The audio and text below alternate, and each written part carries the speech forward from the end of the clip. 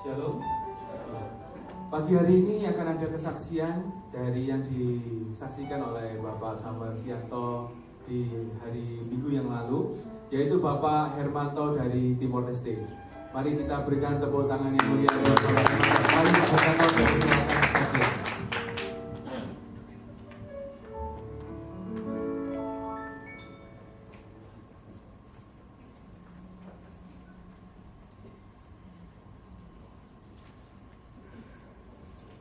Shalom. Terima kasih Tuhan sudah izinkan saya untuk sampai di gereja Betani di Malang. Terima kasih juga kepada Bapak Gembala, Bapak Samuel Sianto yang sudah mengundang saya ke sini. Karena saya punya waktu hanya 10 menit, jadi saya akan bersaksi secara cepat saja.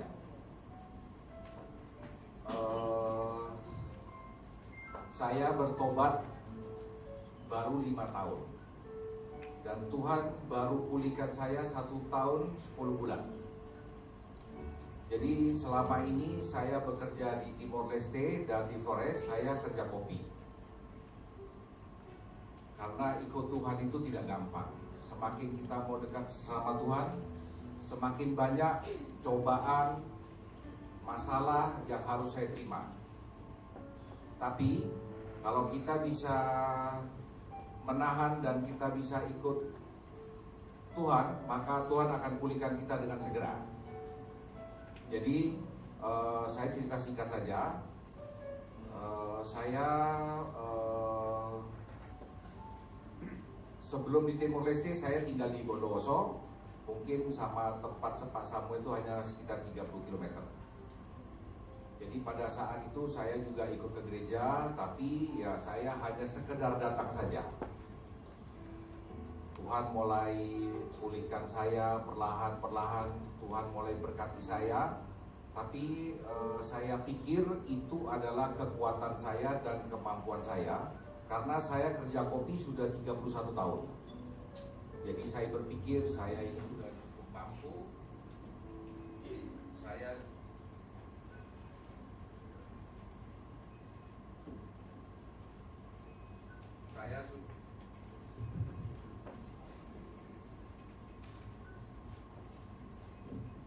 Jadi ini kejadian ini nih biasanya setan itu nggak mau kalau kita bersaksi.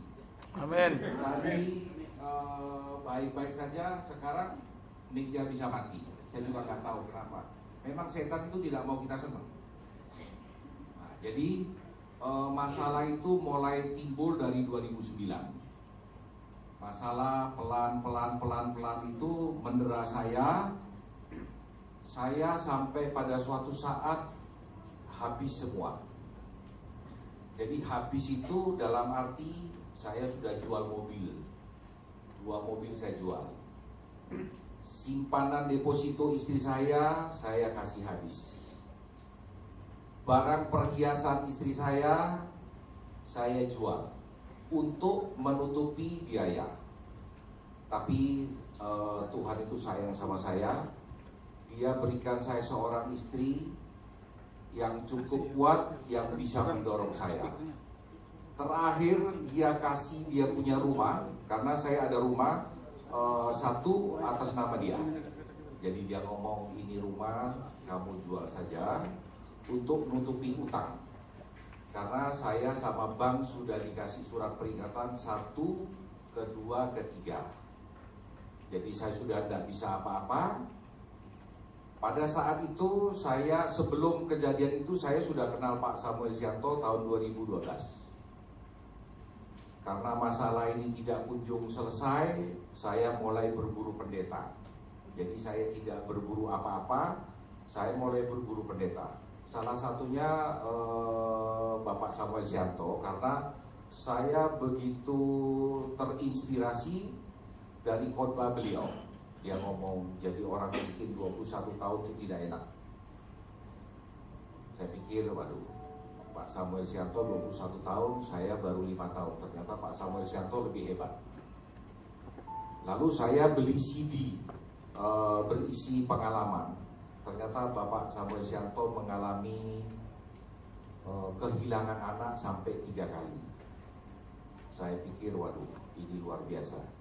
Anak ke-1, kedua, ketiga Tuhan ambil kembali. Saya bisa bayangkan bagaimana kondisi Pak Samuel sama ibu. Saya pikir ada orang yang lebih susah, kenapa saya tidak bisa? Nah, sudah saya mulai ikut sama Tuhan. 2014 saya ditawarin sama anak saya mau tidak ikut ke Israel sama Bapak Samuel Sianto. Saya ngomong sama anak saya nggak ada duit.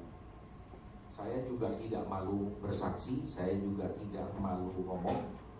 Karena kalau tidak bersaksi begini, saya tidak memuliakan Bapa di surga. Jadi saya berangkat ke Israel karena saya paling tidak suka traveling jauh-jauh. Nah, jadi berangkatlah ke Israel. Ya pada waktu saya komit mau berangkat ke Israel, saya ada simpan stok kopi hampir 50 ton. Itu kopi tidak bisa terjual. Karena kalau saya jual dengan harga yang tidak baik, saya pasti habis. Saya pikir ya sudah, kalau bank nanti mau sita, kan saya pikir kan ada waktu. Saya juga tanya pengacara, katanya dia bisa diatur. Saya masih mengandalkan saya punya kekuatan. Saya berpikir masih bisa. Tapi situasinya tambah jelek. Sampai saya punya uang itu hanya sisa 200.000. Saya itu kadang-kadang kalau ke ATM, kalau lihat orang punya ambil ATM, lalu saya lihat saldonya sisa 300-400.000, saya itu ketawa. Saya ngomong, gimana kamu kok bisa begitu? Tapi kejadian ini bisa menimpa saya. Saya punya uang tuh hanya sisa 200.000, hanya cukup untuk beli bensin dari Surabaya ke Malang. Saya ada paman sama bibi di Malang.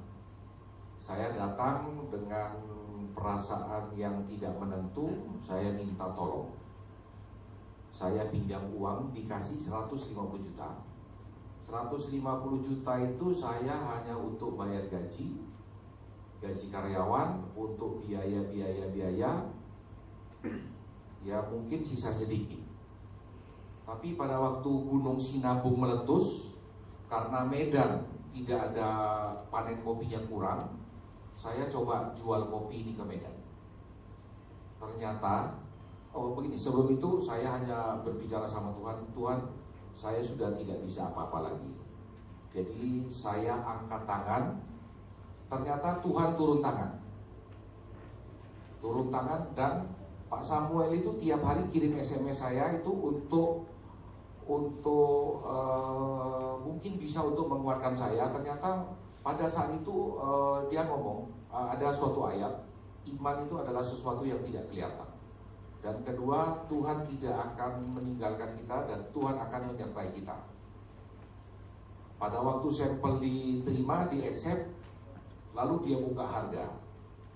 Pada waktu saya di email dikasih harga itu, saya tuh hampir jatuh karena saya kaget.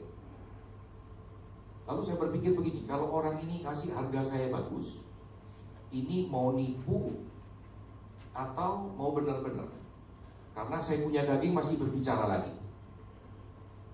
Jadi saya ini masih ada suatu rasa kekhawatiran. Oke, untuk supaya lebih aman, saya bicara sama saya punya buyer, saya akan nanti ke Medan untuk supaya bisa kita, saya ngomong supaya kita bisa timbang sama-sama dan supaya kita bisa lihat kualitinya bisa sama-sama.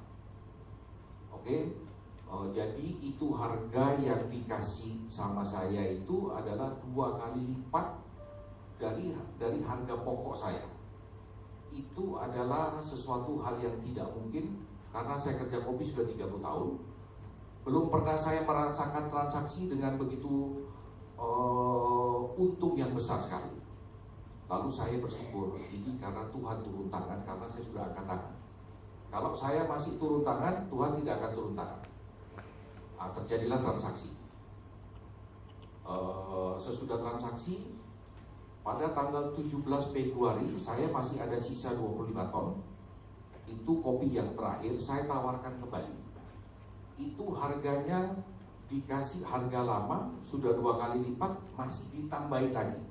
Karena buyer saya ini dia ada kontrak, tapi dia tidak ada barang. Kalau dia ada kontrak, dia tidak bisa delivery, dia akan dipinalti. Jadi kopi saya diterima kembali. Itu adalah pekerjaan Tuhan semua. Kalau bukan pekerjaan Tuhan, itu tidak akan mungkin terjadi. 2014 saya ke Israel. Ini mungkin waktunya sudah lewat. Mungkin saya kita minta tambah 1-2 menit. Saya pada waktu di Israel ada satu rombongan peserta itu paspornya hilang. Saya pikir ini kalau paspor hilang di Israel, kita bisa satu rombongan tidak pulang semua. Karena di Israel itu saya lihat Israel itu adalah bangsa pilihan Tuhan. Tapi kalau dia lihat kita ini, biarpun kita orang Kristen, dia juga tidak peduli karena aturan yang berlaku. Nah, jadi pada saat itu kita juga tidak tahu apa yang harus kita lakukan. Tapi Bapak Gembala Pak Samuel ini dia ngomong, pasti ketemu. Saya dalam hati, saya berbicara secara daging. Saya berpikir, ya apa cara ketemunya? Lah paspor hilang ini, paspor itu minta maaf, paspor kan selebar kertas. Gimana mau nyari di laut mati itu? Saya pikir, waduh, ini kita bisa nggak pulang ini, saya pikir. Tapi Pak Samuel dengan tenangnya dia ngomong, pasti bisa. Oke.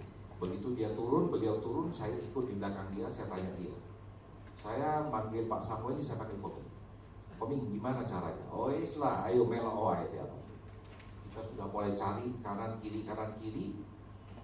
Lalu dia ngomong, coba kita cari di sebelah kanan ini tempat orang ganti pakaian.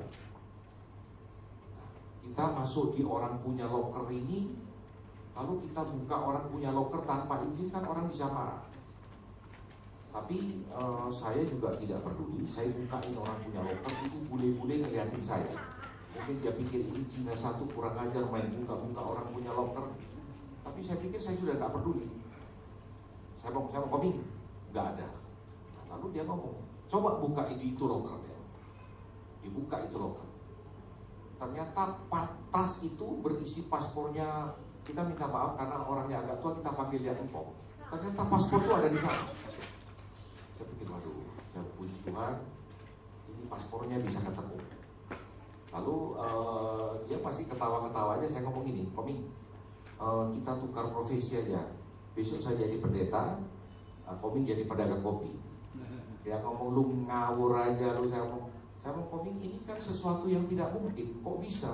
Jangan-jangan Koming pakai ilmu-ilmu lain gitu. Enggak lah dia ngomong. Nah, jadi saya mau bersaksi bahwa Pak Samuel Sianto itu memang luar biasa. Tahun 2014 saya bisa lewati dengan baik. Tahun 2015 seperti kita yang tahu semua, kondisi ekonomi tidak karu-karuan. Dolar bisa naik begitu tinggi. Itu adalah sesuatu yang kita tidak mampu, karena kita di Indonesia ini kan kita hanya ikut. Kalau terminal di New York naik, ya komoditi naik. Kalau turun, ya turun. Dolar naik, ya naik. Turun, ya turun. Indonesia juga tidak akan bisa berbuat banyak. Sampai sekarang ini mungkin dolar masih 13.500. Pada saat bulan 3, seperti biasa, Koming itu telepon saya. Dia ngomong, jangan khawatir karena Tuhan itu akan menyertai kita. Jadi saya pada waktu bulan 3 itu belum ada gonjang-ganjing ekonomi ini, saya sudah kontrak kopi. Saya ngomong, Tuhan apa yang harus saya lakukan? Karena sekarang setiap kali ada masalah, saya tidak berpikir dengan saya punya otak. Jadi saya punya otak ini saya kasih kosong. Saya hanya berdoa sama Tuhan, Tuhan apa yang harus saya lakukan? Habis berdoa juga tidak ada sesuatu yang jadi maksud saya begini, Tuhan juga nggak kasih petunjuk apa-apa. Tapi pada waktu tanggal 30 Maret Tuhan, saya merasa ada suatu bisikan yang nyaris tidak terdengar. Kenapa kamu nggak kontrak? Saya pikir kontrak sekarang. Baik kalau kontrak ini harganya bagus. Nanti pada saat kontrak kalau harganya naik, saya bisa rugi lebih banyak. Tapi karena bisikan itu saya ikutin, saya kontrak, saya ambil 1 kontainer. Selesai 1 kontainer dikasih harga juga luar biasa. Karena pada saat itu terminal kita hitung dengan dolar, minta maaf saya mungkin bicara soal teknik, saya dikasih diferensial itu sekitar 50 sen di atas 50 sen per pound di atas terminal. Saya ngomong, wah ini Tuhan luar biasa. Jadi kalau dari per pound itu kita kita hitung ke kilo, itu berarti dikalikan 2,2. Berarti saya dapat mungkin plusnya sekitar $1 lebih. Saya pikir ya sudah, saya ambil 1 kontainer, saya juga nggak berani serakah. Karena kalau kerja kopi ini kita kadang-kadang kayak main judi. Bisa kalah, kalau kalah bisa habis, kalau menang ya kita bisa ketawa. Tapi saya percaya dengan penyertaan Tuhan itu tidak ada hal yang mustahil, karena kita punya Tuhan itu, the God is the special impossible. Jadi Tuhan kita itu adalah spesialis yang tidak mungkin. Jadi apa yang kita pikirkan tidak mungkin itu Tuhan punya kerjaan. Dia pasti bisa selesaikan semua. Tanggal 4 April, pada waktu saya mau istirahat siang, Tuhan, Roh Kudus, saya merasa ada suatu bisikan, kenapa kamu nggak kontrak lagi? Saya masih ngomong, Tuhan, kontrak ini gimana? Ini kopi juga belum tahu. Kita prediksi, kita sudah tahu prediksi kopi itu untuk panen tahun 2015 itu nggak banyak. Saya pikir oke lah, kalau ini memang Tuhan punya mau, saya ikutin aja. Jadi hari besoknya saya telepon, saya berangkat ke buyer saya, diterima juga dengan harga yang kemarin saya kontrak. Saya pikir waduh ini luar biasa ini. Saya pikir ya sudahlah, kalau ini memang Tuhan yang mau, ya saya ikut aja. Tidak berselang lama, kira-kira 2 minggu kemudian itu bisikan keluar lagi. Saya berpikir secara saya punya daging, ini sesuatu yang tidak mungkin gitu. Karena semakin banyak kontrak, kalau semakin baik, ya untungnya semakin gede. Tapi kalau sampai ada masalah, kita pasti akan timbul masalah dan lebih besar. Mungkin bisa kembali ke tahun 2013. Tapi saya pikir ya udahlah, karena saya memang mau ikut Tuhan, saya ikutin, itu bisikan. Saya kontrak lagi, jadi saya ambil 5 kontainer. Jadi saya pikir, Tuhan, kalau ini memang Tuhan memang mau memberkati saya dengan cara ini, saya yakin. Lalu Pak Samuel ini ada SMS saya. Dia berbicara, apa yang kamu minta di dalam nama Allah Bapa, kalau kamu sungguh-sungguh berdoa, Dia akan kasih. Jadi ya saya pikir ya udahlah, saya ambil lagi, saya berdoa, Tuhan, kalau memang Tuhan mau berkati saya dengan cara ini, saya mau terima kasih. Saya hanya bisa mengucapkan terima kasih. Saya menunggu. Ternyata panen tahun 2015 ini mundur. Saya mulai ada rasa khawatir lagi.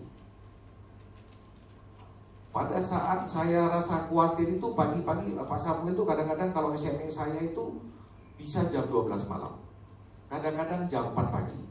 Saya lalu berpikir, Pak Samuel ini tidur jam berapa, bangunnya jam berapa. Tapi saya pikir ya sudahlah, kalau memang Pak Samuel sudah kirim SMS, ya saya baca. Saya juga nggak terlalu hafal dengan ini ayatnya juga banyak di SMS. Ya mau jangan khawatir, Tuhan tuh akan memelihara kita. Saya mau ya sudah. Ternyata pada waktu bulan 7 saya mulai delivery, dan pada tanggal 22 September saya bisa menyelesaikan semua itu kontrak. Saya pikir wah, saya mau luar biasa kita punya Tuhan ini. Kalau secara manusia itu tidak mungkin, karena harga terminal itu cenderung turun. Kopi turun, emas turun, minyak turun, kakao turun, semua turun. Jadi di terminal di Bloomberg itu semua turun. Kita tiap bangun pagi itu kalau lihat Bloomberg, kalau sudah warna merah itu kita udah pasti stres. Tapi karena penyertaan Tuhan, dan Tuhan itu mau kita menjadi anaknya diberkati melimpah-limpah, Tuhan sudah memberikan saya kontrak. Jadi saya sekarang kalau lihat mau naik, mau turun, saya nggak peduli. Karena itu kan memang manusia.